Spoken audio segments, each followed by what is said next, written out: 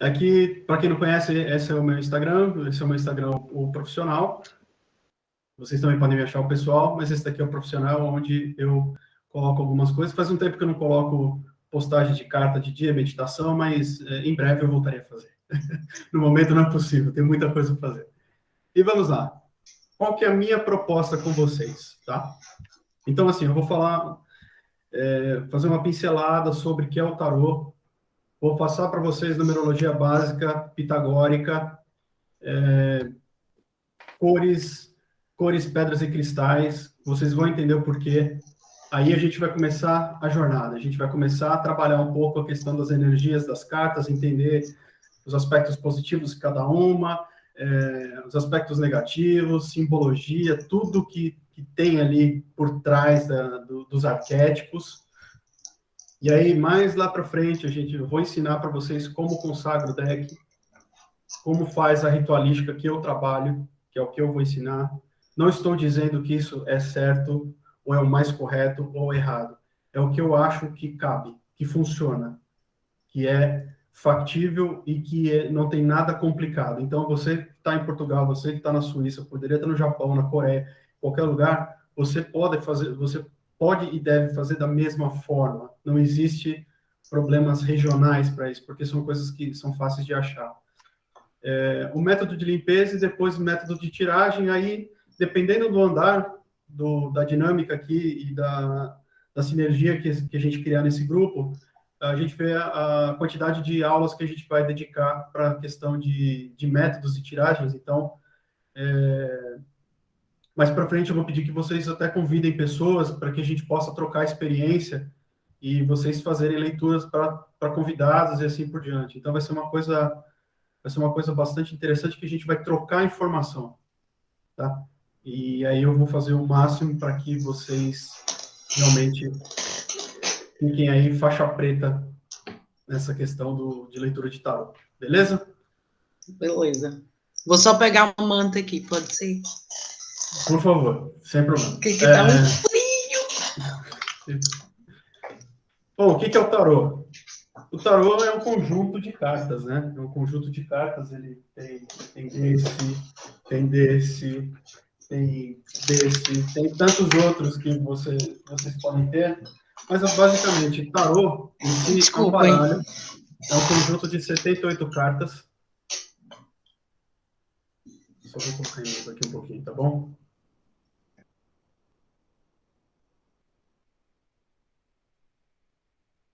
O tarô ele é um conjunto de 78 cartas, divididos em arcanos maiores e arcanos menores. Muito bem. Mas como é que surgiu o tarô? Existem várias histórias, várias lendas, vários fatos, né? Mas, assim, a que eu mais gosto é que o tarô teve origem lá em Atlântida. Então, a gente está falando de 10 mil anos atrás, né? Na cidade aí do conhecimento, onde a sociedade tinha o conhecimento das coisas. E eu vou mostrar para vocês mais para frente até como é que faz a questão como é que faz a conta, como é que existiu a conta para ter os arcanos, né? Para ter os arcanos aqui. Mas o que é um arcano, né? O tarô é esse conjunto de cartas, né? Os relatos que existe aqui no mundo mais atual, a gente está falando aí do século XV, ali em torno de 1400 e alguma coisa, 1410, 1430, no norte da Itália. E tarô não tinha esse nome. Tarô tinha vários outros nomes. Já foi chamado de taroco, já foi chamado de trunfo, triunfo, Torá, assim como no livro sagrado dos Hebreus, né? E até por existir o Torá, a palavra Torá, a Torá quer dizer que, que são as leis divinas para quando a gente vai voltar, quando a gente vai voltar para o nosso lugar de origem, né? Esse é o Torá. Tem os mandamentos lá dos Hebreus, toda a história, né? E quando a gente fala de arcanos, a gente está falando de arcos. Então, imagina um arco. né? Se você vê uma ponte, geralmente as pontes, principalmente as antigas, elas tinham arcos. E o que são os arcos? Os arcos são para ligar as coisas, né? E o tarô, a palavra tarô, taroco, torá, nesse aspecto, ele representa o destino, rota. Então, quer dizer que esse conjunto de cartas, ele nada mais é do que um direcionador. Ele dá a direção para as pessoas, dá direção para os consulentes. Esse, assim, é o grosseiro do que é o tarô. Vocês podem, assim, ler, e tem vários significados, fazer buscas tem vários significados. O que a gente vai usar especificamente, que é o que eu mais gosto por ser didático, porque uma vez que vocês estiverem, assim, faixa preta, dominando os primeiros arcanos maiores, depois os arcanos menores, e depois o deck inteiro com as 78 cartas, eu faço o convite para vocês. Vocês comprem qualquer outro deck, e aí vocês vão poder fazer qualquer tipo de leitura com esse deck.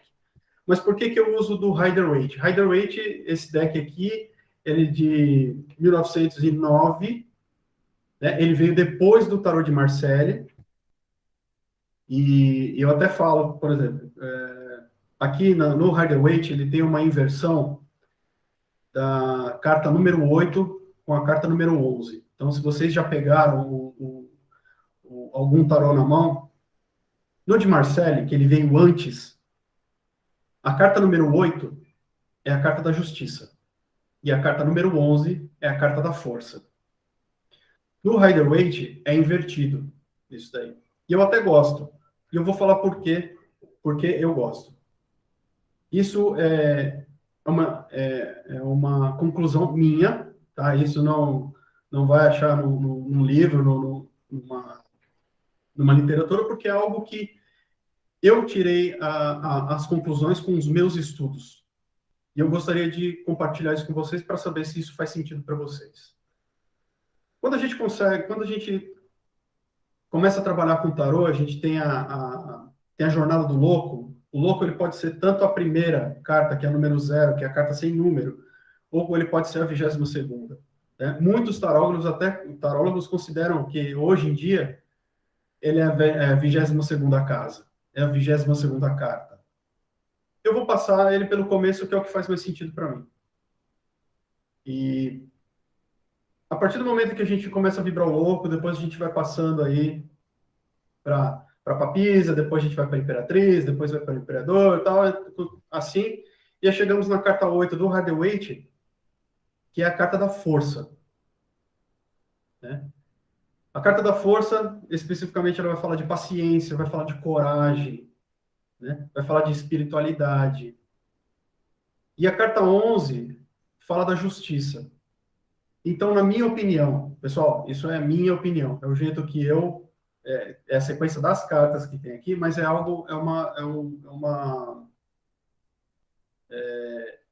é algo que eu acho que faz sentido. Porque como eu estou dentro começando uma jornada assim com vocês, hoje, por exemplo, nós estamos vibrando louco porque nós somos uma turma nova, a gente está nessa jornada juntos. Então, todos nós, a nossa vibração é desse cara aqui, é do louco, né? Depois eu vou explicar um pouquinho, vamos chegar até ele. Então, para eu ter o meu senso de justiça e ter o meu equilíbrio, eu primeiro preciso conhecer a mim mesmo, conhecer a minha paciência e dominar a minha força. Eu não consigo, na minha opinião, eu não consigo ser imparcial, eu não consigo ter equilíbrio se eu não domar a minha força antes. Faz sentido para vocês?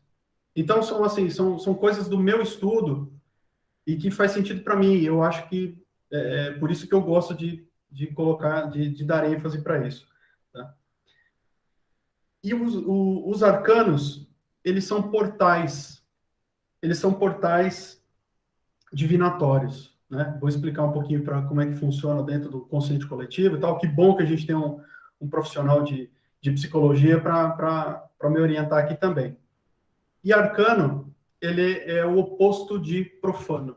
Então, o arcano é algo sagrado, é algo divino. Então, dentro das 22 cartas dos arcanos maiores, a gente tem essa conexão aí desses mistérios, né? São os mistérios ligados mais à parte divina. Dúvidas até aqui? Então, como eu disse, é um conjunto formado de 78 cartas, são 56 arcanos menores, dividido em 4 naipes. Eles basicamente falam da vida terrena. No jargão, os arcanos menores, eles são os fofoqueiros. São os que dão as características e o detalhamento da questão da humanidade, né? E aí a gente, nos arcanos maiores, são os que estão ligados mais à parte divina. E a parte interessante, né? A gente tem 4 naipes, então a gente está falando de que a gente tem ar, água, a gente tem fogo e a gente tem terra. Interessante, né? A gente tem 4 fases da Lua, a gente tem 4 fases do ano, de estações do ano, a gente tem 4 elementos. Então, a gente está num processo aí quadrático, né? Então, a gente tem essas forças, né? A gente tem 4 arcanos maiores, 4 naipes de arcanos. Então, a gente tem toda essa composição. Porém, quando a gente fala que tem todas essas uniões, toda essa rotatividade, essa integração entre os elementos, né? Assim como nos signos, na astrologia, a gente tem também a questão do quinto elemento. O quinto elemento, ele é o éter, né? É a alma, é o que faz parte disso daqui. E não adianta você ter os elementos e não ter o indivíduo, né, para cuidar, na verdade. Então, a gente não... Como é que a gente vai falar de sentimento, né? Quando a gente está falando do naipe de espadas, ou gladios, né? Gladiadores, né? Gladios, tem as espadas, né? Para fazer lá os torneios, né? As competições. Então, a gente tem o domínio da lógica. A gente está trabalhando com a lógica. Assim como quando a gente fala do naipe de copas, a gente está falando copas ou taças. A gente está falando do lado emocional, né? Onde tem água, tem emoção. Depois o naipe de paus, ou naipe de bastões, é o naipe de fogo. E o ouros, ou moedas, ou pentáculos, a gente está falando de terra. E aí, para unir tudo isso daí, a gente tem os 22 arcanos maiores, que ele fala a questão das raízes evolutivas aí, ou divinas ou coletivas. Então, a gente tem a profundidade considerando a perspectiva divina do negócio. Então, você consegue fazer tanto leitura com os arcanos maiores ou com os arcanos menores isoladamente, ou os dois juntos, que é o deck completo. A questão é, uma vez que sai o arcano maior, a primeira carta de arcano maior que você vira, é o arcano que está mandando na jogada, certo? Então, a gente tem essa composição. Então, hoje, né, a partir de hoje, até a nossa última aula, a gente vai focar nesses arcanos maiores, né? Então, a gente vai estar conectado aí com o lado divino.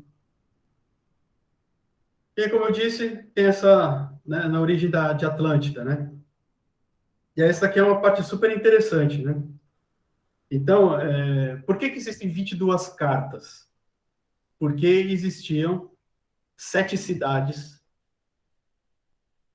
e a 8ª cidade que existia um meio de evolução. Então, uma vez que o indivíduo... E assim, para você passar de uma cidade para outra, eram muros assim extremamente altos. Então a pessoa fisicamente não conseguia transpassar, então ela tinha que fazer toda a jornada e ter todo o desafio. Então, passou da primeira casa, passou da primeira cidade, e cada cidade eu tinha 3 cidades. Então, por isso o triângulo. Então, a partir do momento que eu completava a minha missão ali, eu conseguia passar para a segunda. Depois eu passava para a terceira, para a quarta, para a quinta, para a sexta, para a sétima. Que é o que acontece aqui. Então, existe um processo evolutivo nessa questão. E aqui, do lado aqui, tem essa aqui, ó, tem a árvore da vida. Essa árvore da vida aqui é a árvore da Cabala. São 22 caminhos. Então, cada caminho vai começar cada caminho vai ter uma ramificação para um outro caminho, que o outro caminho vai ter para outro, e assim por diante. Dentro disso daqui estão os 22 números da Cabala. A questão do conceito da conexão com os anjos. 22 casas, 22 caminhos, 22 possibilidades. E nós temos quantos arcanos?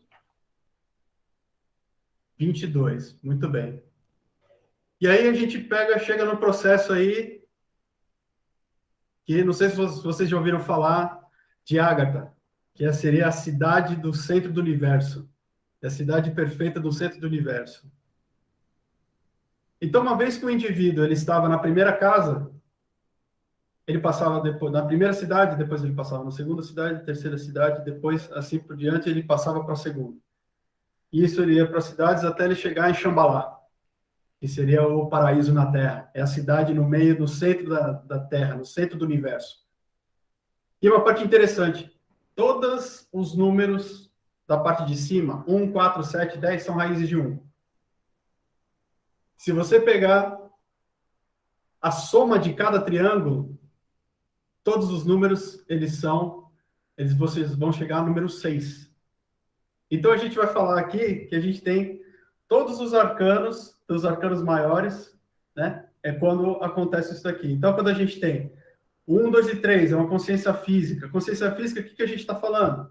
A gente está falando do louco, a gente está falando do mago, a gente está falando do mago, a gente está falando da papisa, estamos falando da imperatriz. Depois, 4, 5, 6, a consciência etérica. Por quê? Tem mais rigidez, tem mais pé no chão. A gente está falando de imperador, a gente está falando do papa, a gente está falando dos enamorados. Depois, 7, 8, 9, a gente consciência astral. Já começa aí com o carro, com a força, o eremita. Depois, 10, 11, 12, consciência mental humana. A gente pega a roda da fortuna, onde tem os altos e baixos da nossa vida. Depois a gente pega o 11, que é a justiça. Depois 12, a gente tem o enforcado, o pendurado. Pois consciência mental abstrata, na parte angélica, é onde a gente começa a entrar dentro das cartas da noite, chamada de cartas escuras da noite, que a gente começa com a morte, que não é a morte física, né? É a transformação. Depois a gente passa para a temperança e depois a gente chega no diabo. Depois a gente vai para 16, 17, 18, a consciência intuicional. A gente vai trabalhar no lado da intuição, terceiro olho. E aí, por diante, a gente vai para 19, 20, 21 e 22, no caso, seria o louco, que é onde você vira a nova página, né? Onde você pega e começa uma jornada novamente, você vai vibrando novas coisas. Faz sentido para vocês? Então, assim, nada é por acaso, são 22, a Cabala, são 22 números. A gente tem 22 cartas.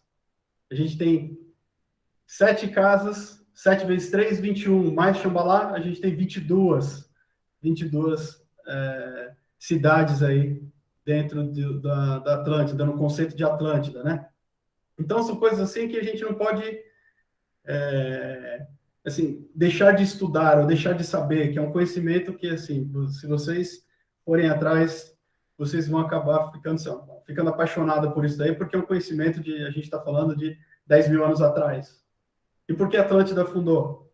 Porque ela fundou? Ela fundou porque a civilização chegou num colapso, né?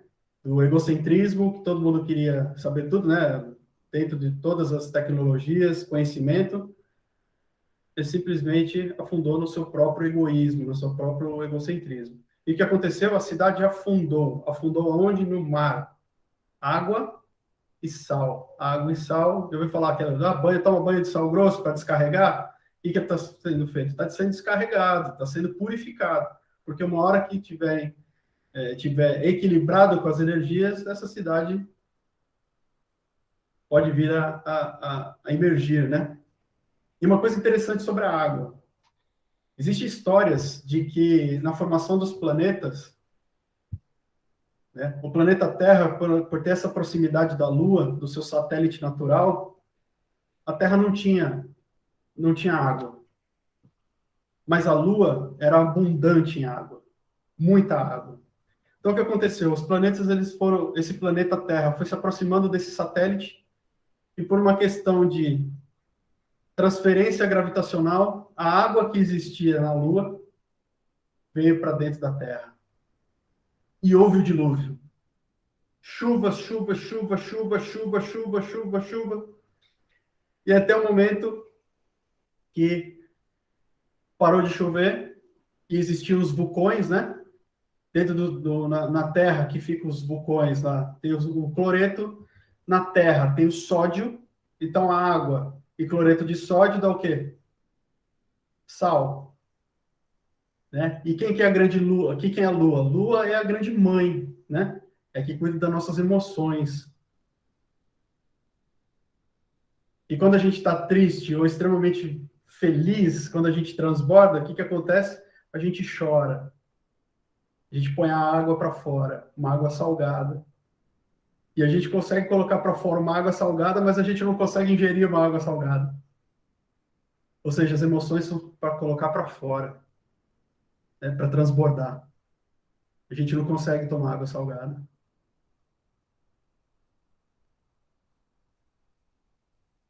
Prontos para a nossa jornada? Até aqui é só um briefing, só história. Somebody love. Todos bem? Aguinha? Bom, esses dois não podiam faltar, não é verdade? Então aqui a gente vai falar um pouco de Freud e vai falar um pouco de Jung, de Jung. Por quê? O tarô, ele não é só uma carta, certo? Então a gente está falando que existe essa conexão com um plano superior de conhecimento trazido sei lá por onde, trazido sei lá por quem. Ninguém sabe quem inventou. Não é igual o cara lá, o Thomas Edison, que inventou a energia elétrica, o Graham Bell que inventou o telefone. Não existe um inventor, não existe alguém patenteado para isso aí. Então foram coisas que foram acontecendo durante o tempo e todo esse processo de criação que afetam diretamente aos indivíduos, né? E o que é a formação do indivíduo? Ele tem o id, ele tem o superego e tem o ego. Para quem não conhece, o id é vontade pura. É onde habitam, é o que habitam nos animais. Então, o animal, o que ele tem? Ele segue o instinto. Ele só tem aquilo, ele não tem inteligência. Ele fala, não, mas se eu fizer isso, não existe a lógica. Ele simplesmente ele vive pelo instinto. E no topo da pirâmide existe o nosso ego, né? É o que nos infla, é o que nos, né? É o que faz com que a gente voe um pouco, ou queira demais, ou queira se achar demais. Por isso que ele está em lados opostos, né? O id para cima. E o superego, o que é? É o nosso equilíbrio aí que a gente tenta ficar entre essas duas camadas. Então a gente fica navegando por isso daí. A gente fica oscilando entre o nosso id e o nosso ego. Porque muitas vezes a gente quer tamanha coisa e nem a pessoa mais inteligente consegue tirar da nossa cabeça ou da nossa vontade, porque a gente só quer. A gente quer fazer a nossa vontade. A gente quer que aquilo aconteça, né? É o nosso lado selvagem. Não é verdade? Débora, por favor, se eu estiver falando bobagem, você me corrija. Esquece, eu tô adorando. Eu nem lembro mais disso. Então tá bom, então vamos aprender junto, então. Vamos. E aí a gente tem, do outro lado, a questão do consciente, do subconsciente e do inconsciente coletivo. Então, quando a gente abre uma mesa de tarô, quando a gente abre um tarô para alguém, para nós mesmos, o que a gente está fazendo?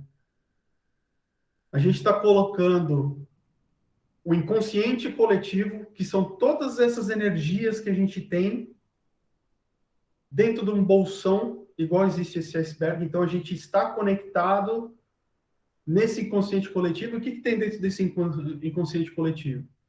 Por exemplo, se eu falar para você, o que é uma cruz? Quem pode falar para mim o que é uma cruz?